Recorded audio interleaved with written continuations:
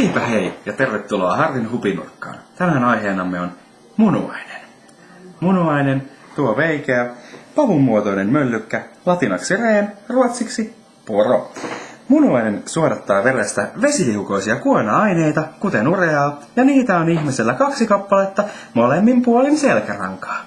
Munuainen koostuu nefroneista, jotka ovat sen toimintayksiköitä.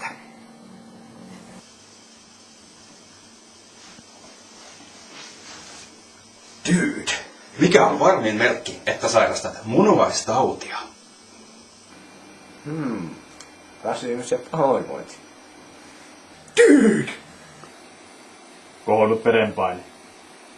Ei vittu kiinnosta.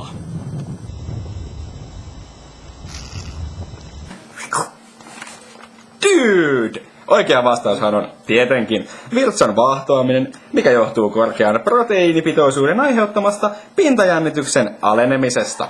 Harvinaisina löydöksinä myös verivirtsaisuus eli hematuria tai virtsamäärän väheneminen eli niin kutsuttu oliguria. Dude! Kyllä. Hiljaa. Ette muuta varmaan tiedä, millä eläimellä on eniten nefroneita.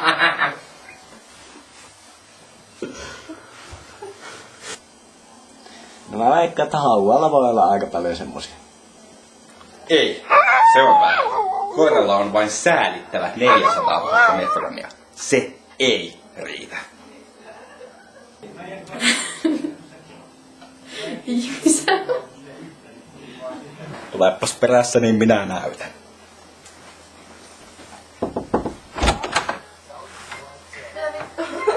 Heilläkin on vain 1 000 000. Sekin on väärä vastaus. Dude! Tähänhän oikea vastaus on lehmä, jolla on 4 miljoonaa nefronia. Ampuu ja niin edelleen. Pelin nimi on Ei saa katsoa mitä leivän sisältä löytyy niin kuin syy. Kiitos. Mä oon ihan messissä.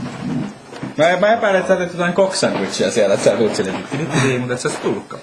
Tästä tulee ihan käyttismatskua. Eikö vaan niin? Mä ajattelin, että ne on 2 erillistä palaa. Ei. Pinaattilettuja. No ei, nyt se on No se näkyy tossa. Fail. Mä vaan löysin pinaattilähten ja laitoin sisään. Mä tiedän miltä maistuu. Oletko päivämäärä? Häh? Oletko päivämäärä? Ei tää nyt pahaa oo. Ihan tosta normaalia. Sillä mitä nyt kuvittelisit on niinku leipää ja on se ainakin makkaraa. No kurkkua mä vielä saanut. Pinaattilettuja kyllä. Tohtori Tapion lounastauko. Ja tosiaan just joku kurkku voi olla saatanan kuulu. Jumalauta. Nyt on tohtori Tapiolla palo justiinsa kieli. Ei se mitään. Tohtori Tapio hoitaa sen kuntoon tietysti. Jos tohtori Tapio saisi paikalle 1 oluen, tohtori Tapio olisi erittäin innoissaan. Long time, hammer time. No, mutta jos nyt kuitenkin on käynyt niin hassusti, että sairastut munuaisten vajaa toimintaa, niin ei hätää, on olemassa parantavia tekijöitä. Ihminen tulee toimeen 1 munuaisella. Munuaisia poistetaan usein kasvaimen tai siihen kohdistuvan vakavan vamman vuoksi. Dude! Jos munuaissiirto on mahdollinen, suurin osa siirroissa käytettävistä munuaisista on niin sanottuja kadaverimunuaisia.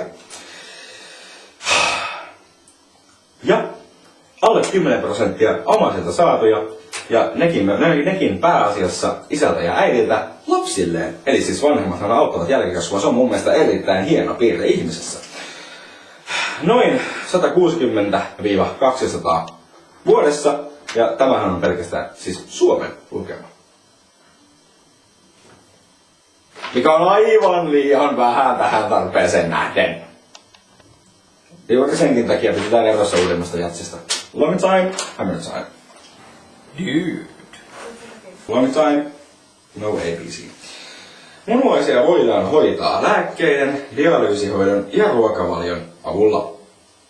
Nämä eivät kuitenkaan täysin paranna tautia, vaan pelkästään hidastavat sen kulkua.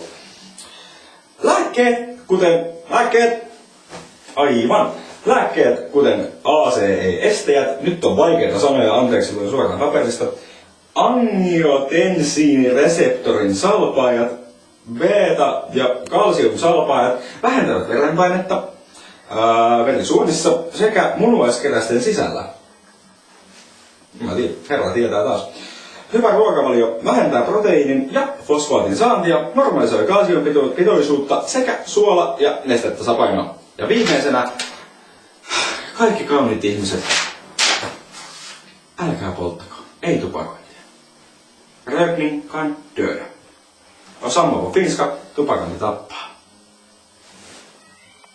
Dude.